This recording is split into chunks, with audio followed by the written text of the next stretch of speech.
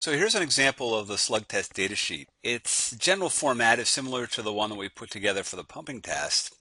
The first block of information here is the well ID, where you are, who's conducting the test, and the date, and so on. And then there's data, there's information about the test here and the well. And this is self-explanatory, I think, and I'll come back to one aspect actually. But let's go through the rest of the sheet. This is where you put the results of calculations for the slug in and slug out, and write down what method you're using here. There'll be several methods of evaluation. And then the data are shown here. So we're going to measure the hydraulic head, or we'll measure the depth to water as a function of time. So in this column is the time that you're measuring on your watch. And we'll want to go and set it up so that the plot is done in elapsed time, where zero time is when you make the first measurement. So that's what this column is. See, I wrote down 1 as the first measurement. That would probably be 1 minute after, or 1 second, I guess. Let's see, we need to put the units right here. So I haven't labeled those, but we would need to have that in there. And what I've done is to just subtract off this 1 on all of these. So I'm starting at 0 time. And if you look down here, slug out is done in this column as elapsed time since the beginning of the test. But for plotting purposes, slug out I will plot starting at time equals 0. So I've set it up like that, where I've just subtracted off 71 off of all of these values, and that's what I get in this column. And then this next column is depth to water, and this will probably be in feet. And it would be good to put the time units too. So maybe in minutes, or it'll probably be in seconds. That's probably what you'll do, or maybe minutes and seconds, but you'll have to convert it to one unit or the other, all minutes or all seconds. So either fractions of a minute or total number of seconds. Then the data, this will be what you write down in the field, the depth of water in units of feet. And then we have here also the slug out. And so what you'll do is put that in terms of the head in the well in this column, and that'll just be the initial depth to water minus DTW. So the initial depth to water is recorded up here, and you use that to determine what the head in the well is. And so we start out here with an initial head of 4.01, and that's the greatest value. So then it decreases with time. So remember, it's slug in, so the head is rising and then falling with time. And then for plotting purposes, we're going to analyze the ratio of H over H0. So we'll calculate that here. And what we've done is taken as H0 the first reading. And so the first reading will be used as the time when, well, it'll be used as the first time, as time equals 0, and it'll also give us H over H0 equals 1 at time equals 0. So now this ratio drops, and during the slug out test, we do the same thing. We normalize the data, the head data, to the first measurement. Okay, so what I'm doing is taking that first measurement there minus 4.22, and I'm dividing all of these numbers by that number. So that gives me 1 to start with, and then it decreases with time. And I did that same thing up here. I started with that number, and I divided that number by itself, and then each one of these numbers I divided also by 4.01, and I got these values. Okay, so those will be the data that we are going to analyze. Now, before we get to that, let me go up here and take a look at this information here, the volume of slug and the predicted initial displacement. So the volume of the slug, that's going to be determined by slugs will usually be cylindrical, so you'll measure the length and measure the cross-sectional area of the slug, and then you can take the product of those as the volume. And we want to determine the predicted initial displacement. So here's the way it's going to work. We have a slug that looks like this, and that'll be dropped in a well that looks like this. Here's the water level in the well. And when we drop the slug in, the slug will end up down here, and that'll cause the water level to rise up. And we want to predict initially how much it's going to rise up. Okay, so this volume here, the volume of water that's displaced, that's the area of the casing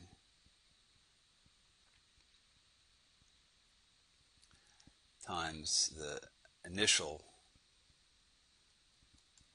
head, and that's going to equal, that volume will equal the volume of the slug that we put in.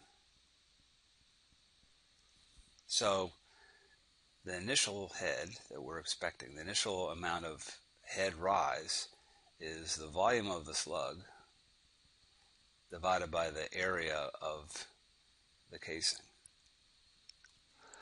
Okay, so we can calculate that, and that'll give us an idea of what the maximum amount of head rise should be when we drop the slug in.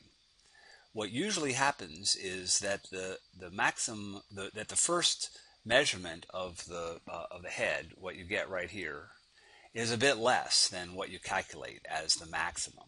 And the reason for that is because as you drop this slug in, as soon as you put it in, as soon as it starts to displace the water up, you have water flowing out of the well. And so in the time that it takes to get that slug in there and then get your tape down and start measuring, the water level has already fallen some, and you've already had water flowing into the formation.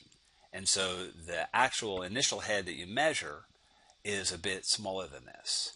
But what this will do is it'll serve two important purposes. It'll give you an estimate about what the initial displacement will be. You'll want to have an initial displacement of, I would say, at least 4 inches, 6 inches would be better. And if it's more than that, then that's even better.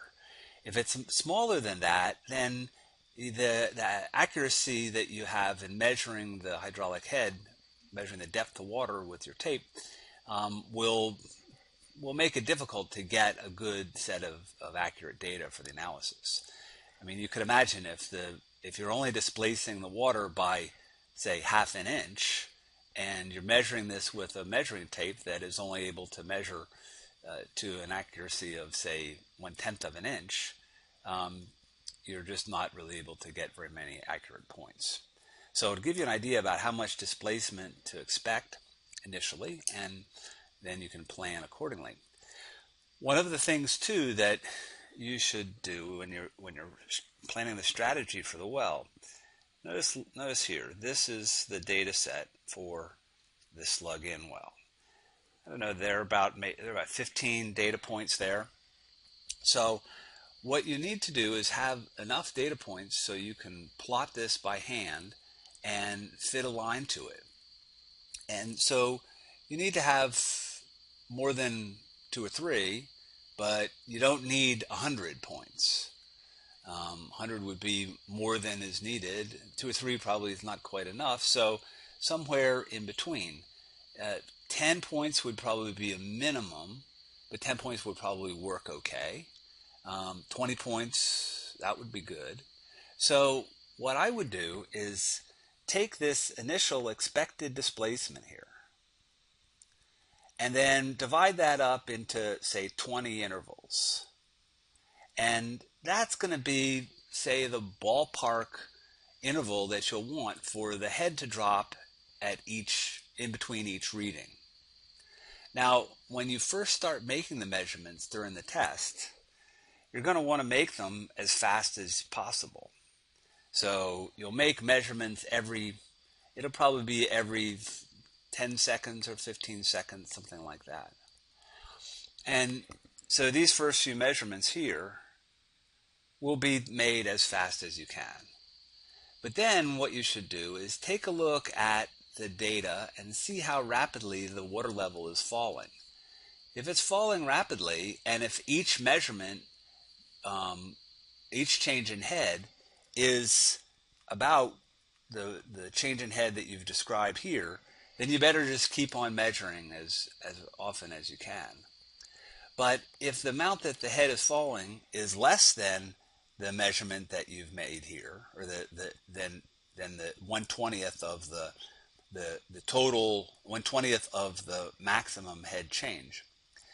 If the head is changing much smaller than that, then what you can do is adjust the time between the measurements so that the head can drop a little bit further between measurements. You can imagine if you're making measurements every 15 seconds and the test runs for an hour, then you'll have 240 measurements, and that will be just way more than you need. So by measuring the predicted initial displacement, you can then go and use that to determine or to estimate the head interval in between two consecutive readings. Okay, so that would give you the approximate head interval between that reading and that reading. Now, it's not exact. You don't have to adhere to that exactly. The head interval could actually be a little bit bigger. So if you end up with only 10 measurements total, then that would be fine. But I would, as a conservative estimate, I would say 1/20th of this total estimated maximum displacement, and that's the head difference between consecutive readings during the test. Okay, so we've got the data. What's next? Well, we've got to do this analysis, and we plot the data up, and I showed you how these analyses work. And really, there are many different slug test analysis.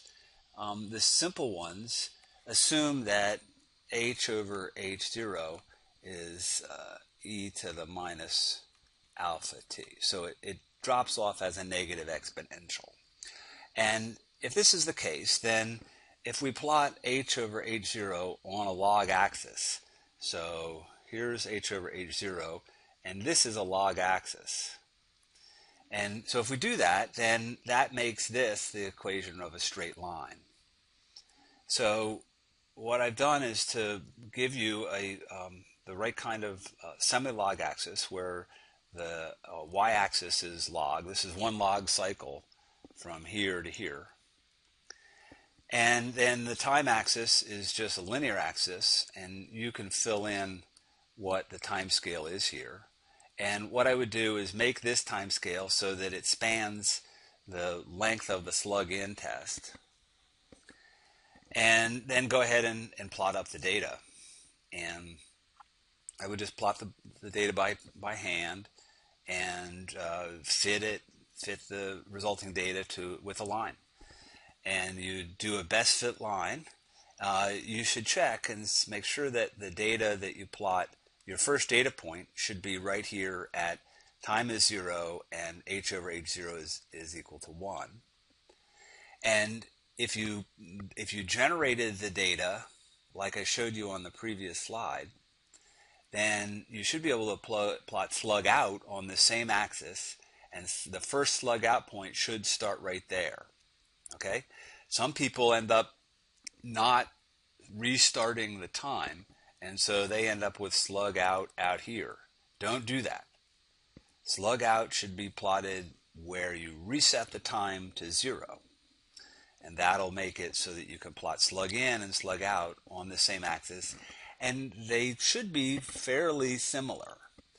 I would not expect them to be identical, but they should be fairly similar.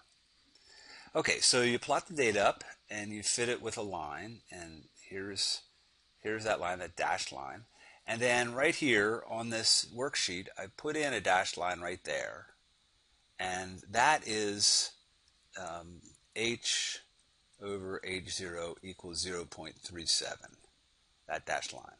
So what you do is take the dashed line here and the intersection between that line and the line that you fit representing your data, and then at that intersection go down and determine what that time is, and that's the t.37 time. And then you go and work out the analysis down here. So I would write that time right there, and then here you put in the this is the Hvorslev analysis, and here's the geometric factor for Hvorslev. That's the length of the screen. And D, that's on the previous page, the diameter of the casing right there. Actually, D is the diameter of the well.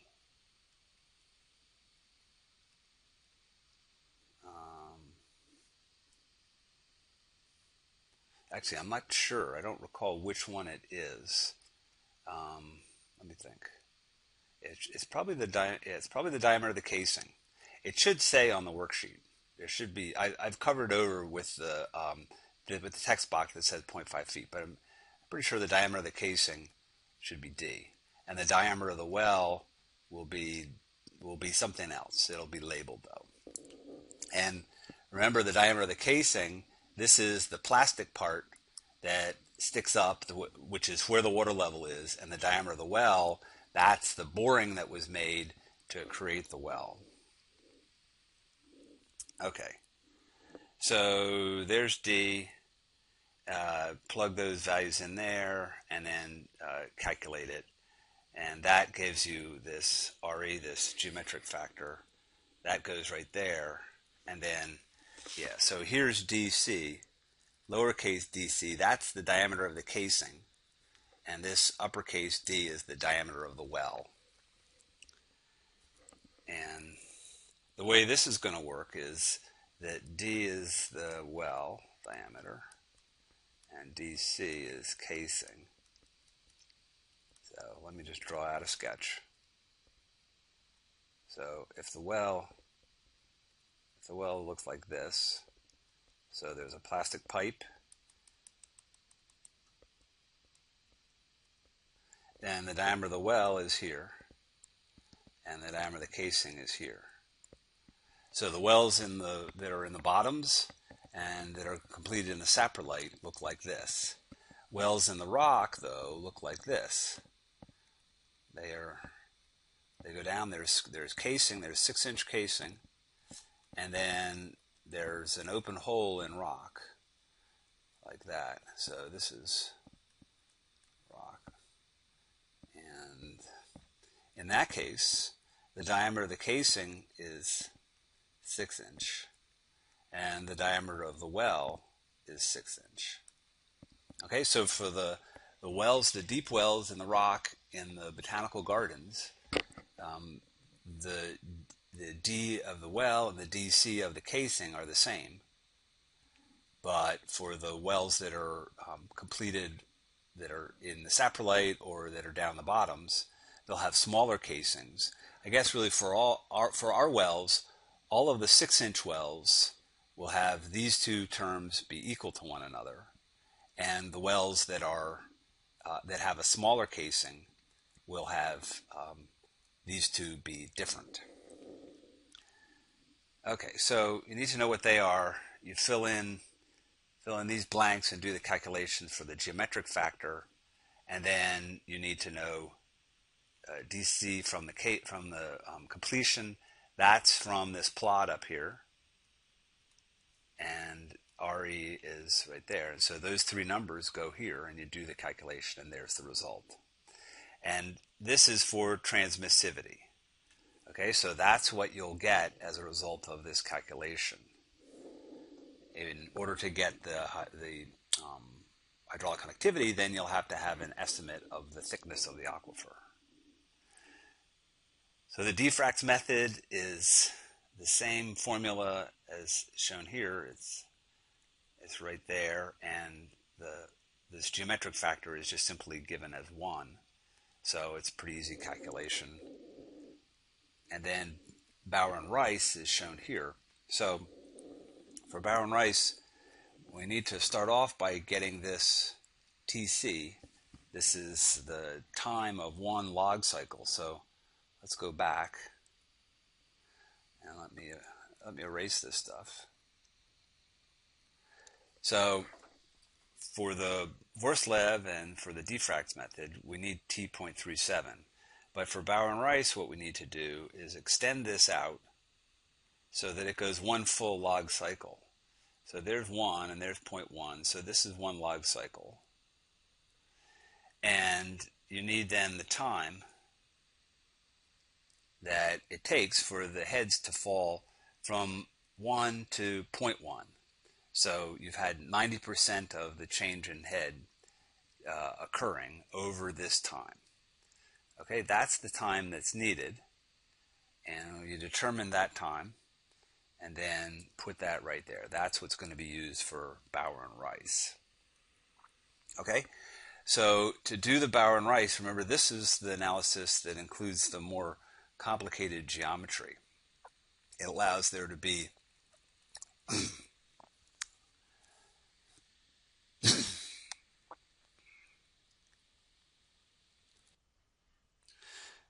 the Bouwer and Rice analysis gives us the most geometrically sophisticated analysis on the worksheet.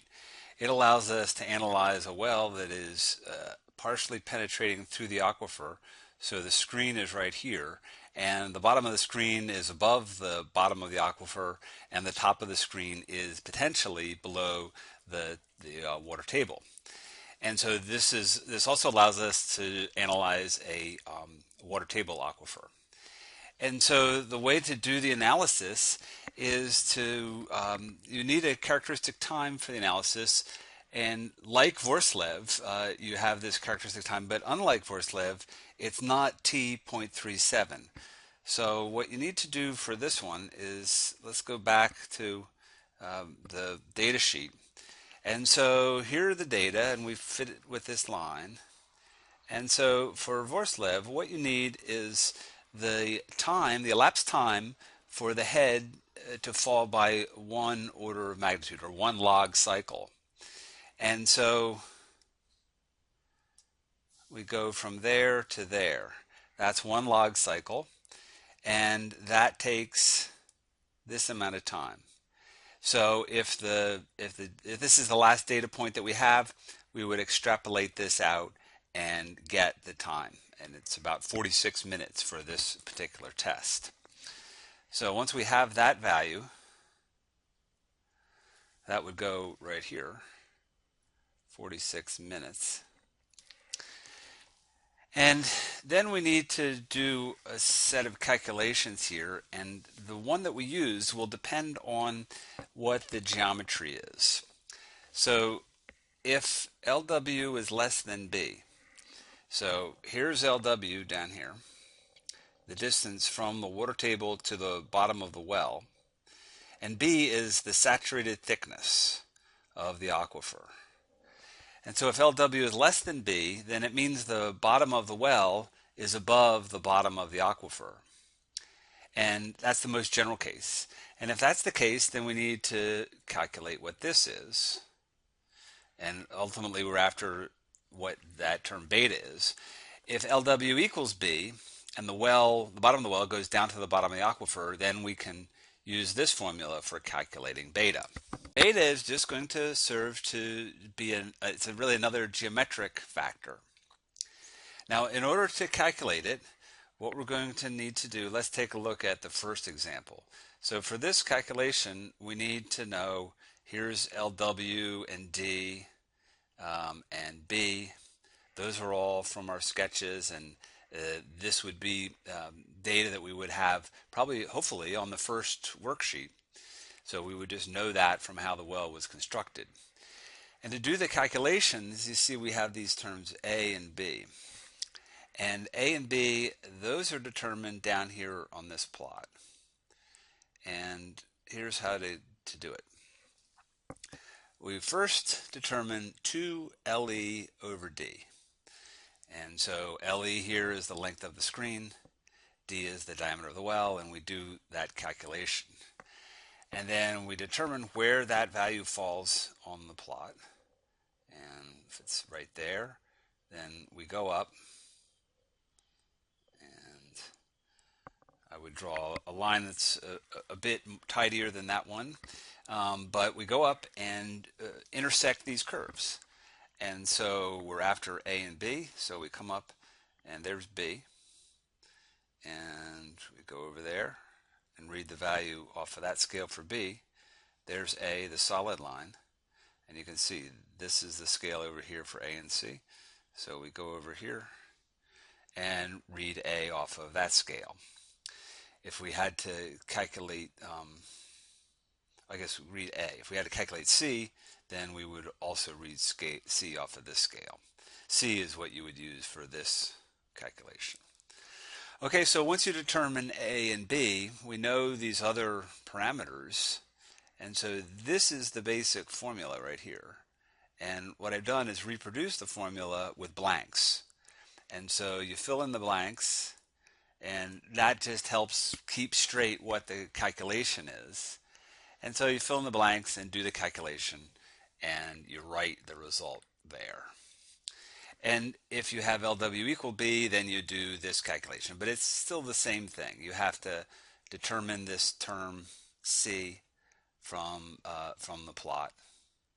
And you determine that, you put it, it goes right there, and you do the calculation, and you come up with what beta is. Okay, so beta then goes down here. And remember on the previous page, we calculated R sub E. R sub E is an effective radius of the effect of the well. And so in order to do the calculation, you need beta, and you need these terms LW and LE. And you go through, make the substitutions here, do the calculation, come up with RE. And then this formula right here, this is actually the same formula that we had on the previous page. So we put DC and square it.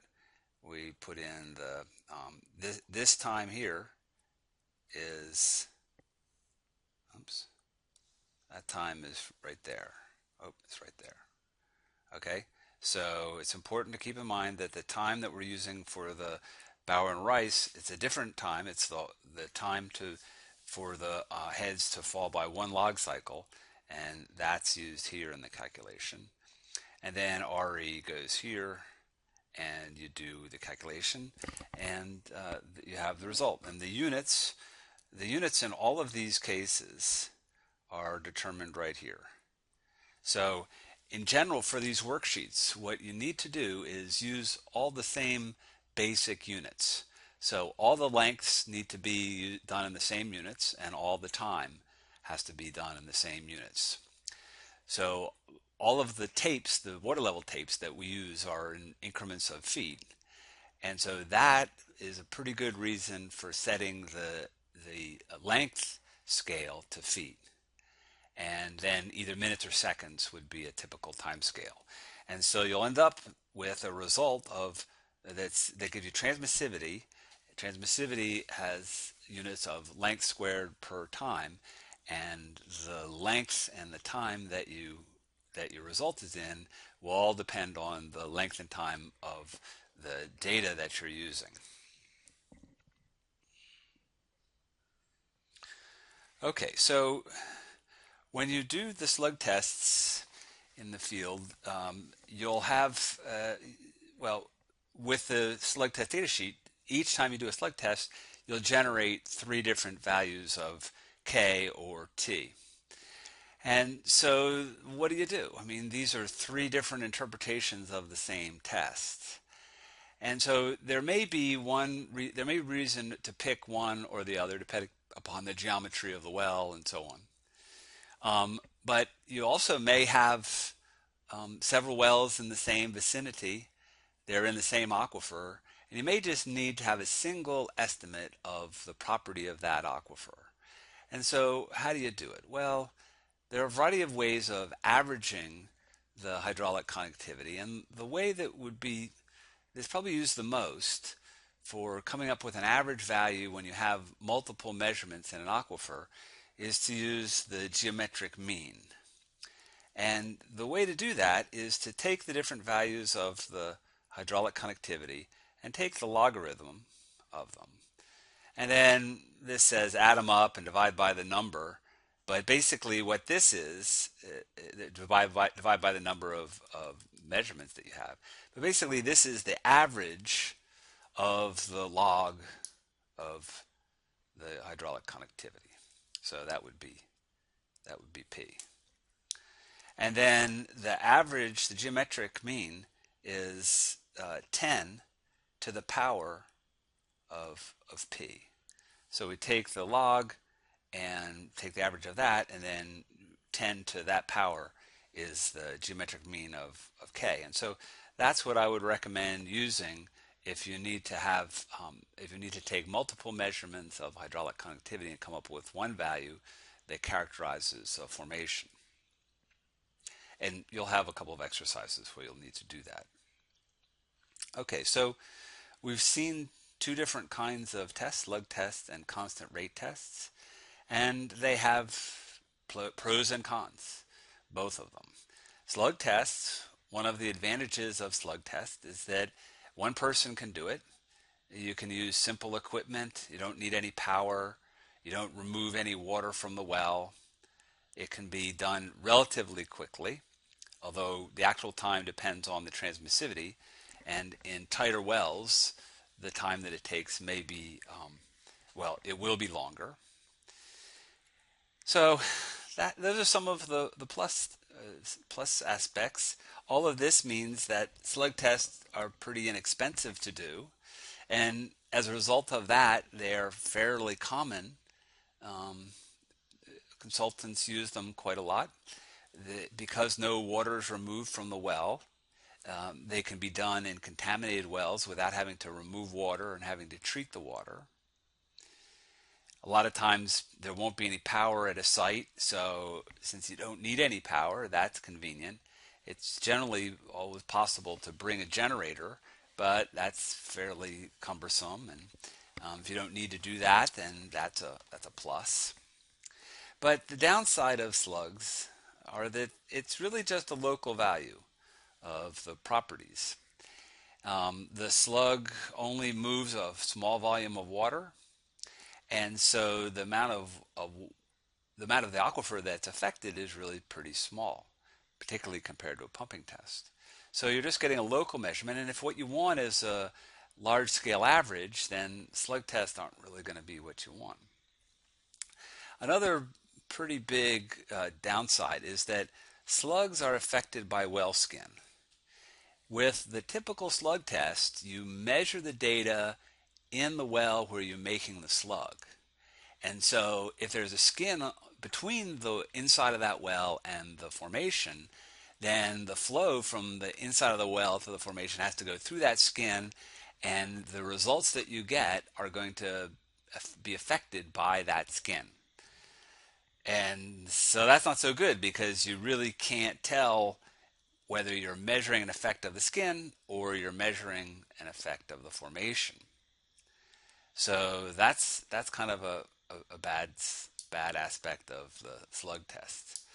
As a result of that, with slug tests, you could seriously underestimate the hydraulic conductivity of the formation if the well has a skin. The other downside is that slug tests don't give you estimates of storativity. At least the kind of tests that we've been talking about, they just don't do that. There are slug tests that can give you estimates of storativity, but they don't give you very good estimates generally. So the pumping, the plus side of pumping is that the values of the properties are much more representative. The volume of the aquifer that's stressed during pumping is going to be much larger than with the slug test, and it increases the more you pump. So your slug test is going to affect a larger region of the aquifer and give you this representative value much more so than slug test, or than slug test. And also one of the things too with pumping tests is that you can run pumping tests for different durations. So you can have a pumping test sample different volumes of the aquifer by pumping for different durations. And that's one of the things that we'll do in field camp. We'll run a relatively short pumping test for half an hour to an hour, and then we'll run a much longer one for 10 or 20 hours. The other another good aspect about pumping tests is that you're going to get data from the monitoring well. Hopefully that's what you're able to do. And the monitoring well data is not affected by skin on the well, on the pumping well. So you can get representative values of the properties of the formation without having this effect of the skin that you can't really characterize. So in addition to measuring the actual formation properties, you can also characterize the effect of the skin itself. So you can get a well efficiency or a skin factor. You can estimate the storativity. That's good. That's going to give you a more complete characterization of the aquifer. And you can potentially analyze effects of features within the aquifer, such as boundaries, such as the effect of interacting with a stream or the edge of an aquifer. You can see those kinds of effects in pumping tests. Slug tests, probably it's going to be a lot more difficult. So those are plus aspects of pumping, but there are also minus aspects. So you need to have a pump, pretty obviously. You also need to have some kind of power to power the pump. You really should measure the ambient water level changes before the pumping test, particularly if it's going to be a fairly long test, because you might have some kind of ambient fluctuation in the water table that you would misinterpret as a result of the pumping. And so you want to be able to separate out those two kinds of effects. And that means you just need to be on site making these measurements before the test. That will require labor. And so labor is going to add to the costs. When you pump water out, and if it's contaminated, then you have to treat that water. You have to dispose of it somehow. And in many cases, that'll require some kind of treatment that you're going to pay on a per unit volume basis. And so that can drive up cost. So the downside is that all of these things make it logistically more difficult and potentially more expensive than pumping tests or than slug tests. So pumping is going to be more expensive and trickier to do. And so that's the downside. So with pumping tests, you get more, but you have to pay for it.